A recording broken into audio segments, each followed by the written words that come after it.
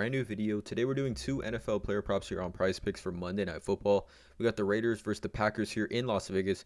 Before we get started, you guys, check a look at the description below. Get into our premium Discord. $9.30 per month, 31 cents per day here. So I post all the plays I'm personally making on PrizePicks for each given sport that I do play.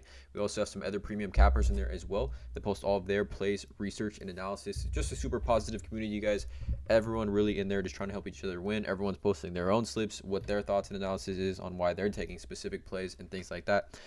Just for reference, this is how we did this weekend. So for Sunday football slate, not including Sunday Night Football. This is just the Monday and PM games. I went 9-4 on the plays I gave with three just disgusting hooks. Matthew Stafford, 37.5 pass attempts. He finished with 37. Will Lutz, 7.5 fantasy. He finished with 7. And Robert Woods finished with only 3 receptions. We had him over 3.5. But 9-4 on the day. We'll definitely take the profit on that one. And then college football as well. I went 9-2 on my college football plays that I gave out to the premium Discord. So again, you guys, take a look in the description below for that link. I also do need to mention I'm not a gambling expert and this is not financial advice. These are simply plays I'm personally looking at making, hopefully giving you guys some insight and analysis to make your own player prop decisions here. Again, no one is pressing submit on those parlays other than yourselves. But let's get into you guys two player props that I do like for Monday Night Football. Let's not waste any time. Let's go. So the first, both of these plays are actually going to be fantasy score plays. I love the value in fantasy score just with a variety of different ways these plays can hit. The first play is going to be Josh Jacobs over 16.5 fantasy score here. So taking a look at this matchup, right? We got a Vegas and Raiders in Las Vegas, right? And 2-point spread, 45.5 over under. Vegas is 2-point favorites here at home. Quick injury notes for this game. Devontae Adams, questionable. He's looking like he's going to play. Max Crosby playing. And I don't think there's any too crazy injury notes for the Raiders here. But Devontae Campbell is out for the Packers. Yeah, that middle linebacker who is in there with Quay Walker, definitely in there, can match up on tight ends really well. And definitely stop the run. But I like Josh Jacobs here in this matchup against the Packers for a few reasons. One, we take a look at Josh Jacobs. He finally had his breakout game, in my opinion, in this recent game, and he didn't even play that well, right? He had 8 receptions for 81 yards, 17 carries for 58 yards, but he saw 11 targets, so 28 total targets plus rushing attempts for Josh Jacobs. I mean, he's at the forefront of this offense. We even go back to last season, right? Josh Jacobs saw so much volume. He led the NFL in rushing last year. And look at me times, if we go to PPR fantasy points, how many times Josh Jacobs cleared this line of 16.5 last season. Almost more than half of his games last season, he cleared this line of 16.5, 19, or so 1, 2, 3, 4, 5, 6, 9 different times last season, and not including any playoff game. 9 regular season games, Josh Jacobs hit the over on this line of 16.5.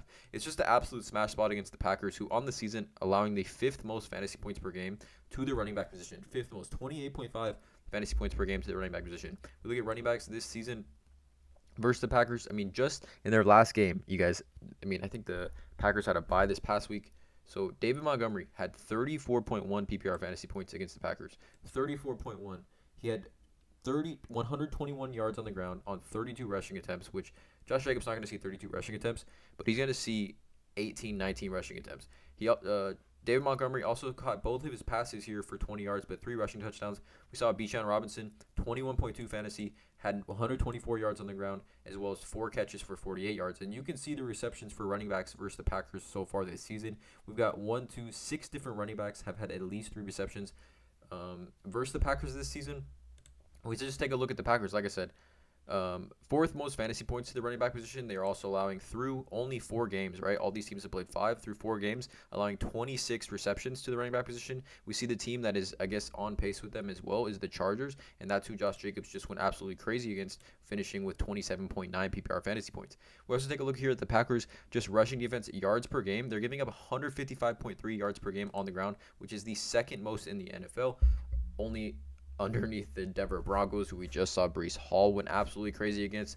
But the Packers just allowing a ton of offense to running backs this season. Like I said, David Montgomery just had 34.1. We saw Roschon Johnson in limited work, right? Not 5 rushing attempts. Still finished with 17.5. With 20 rushing yards, he had 6 catches for 35 yards and then a rushing touchdown, right? But also, what was interesting about this play is Josh Jacobs over 0.5 just touchdown, anytime touchdown. He's minus 165 on FanDuel, minus 145 on DraftKings to score a touchdown tonight, you guys. Minus 165 on FanDuel. He has the highest odds of any player tonight to score a touchdown.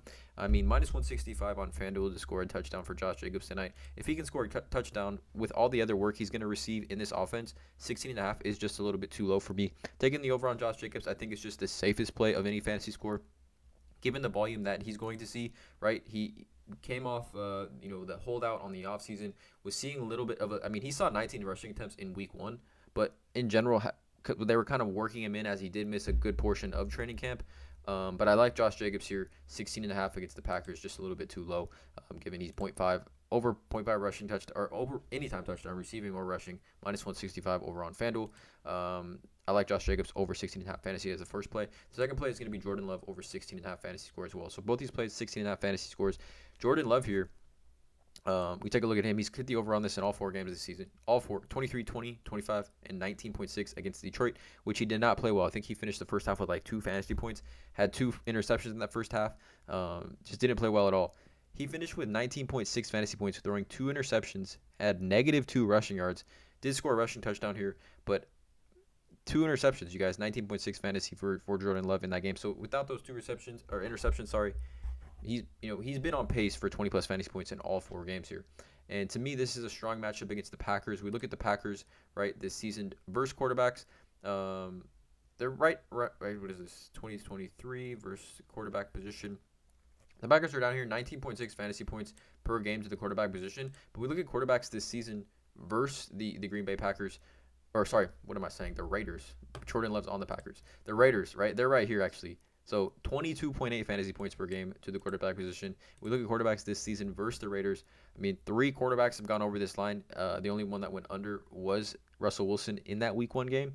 But 18.5 for Kenny Pickett, you guys. Kenny Pickett finished with 18.5. 235 in the air, 2 passing touchdowns for Kenny Pickett, 108.5 passer rating, and then obviously Josh Allen and Justin Herbert smashed this line pretty easily.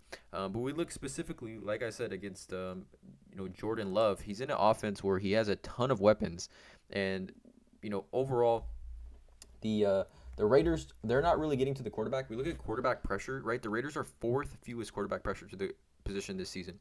16.9% of the time they're getting to the quarterback, which is the 4th fewest in the NFL. We know these 3 defenses below them, quarterbacks can exploit the Cardinals, Vikings, and Broncos, and the Raiders are just right down there with them. And then also we look at total TD percentage. The Raiders' 3rd highest total TD percentage in the NFL to quarterbacks as well. And we look at Jordan Love, who has the highest average target depth in the NFL at 10.7 average target depth. We know he likes the big plays. That is why I like this fantasy score here. Given the weapons that he has, Romeo Doubs, Christian Watson, Luke Musgrave, Aaron Jones, A.J. Dillon, he has a ton of weapons in that offense, which just seems to make this line a little bit too low. And, given how he can definitely do some things with his legs, right? 23, 39, 12 rushing yards.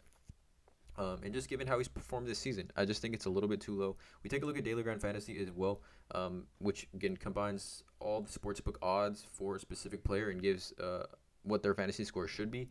And based on the odds over on BetMGM, he should be at 18.6. On Caesars, he should be 17.9. And on Bovada, he should be at 17.6, giving Daily Grind Fantasy giving this a 53.83% odds to go hit the over, which is the highest of any fantasy score prop currently on the PrizePicks board. Again, there's a link in the description. You guys can get a 7-day free trial with Daily Grind Fantasy, DG Fantasy.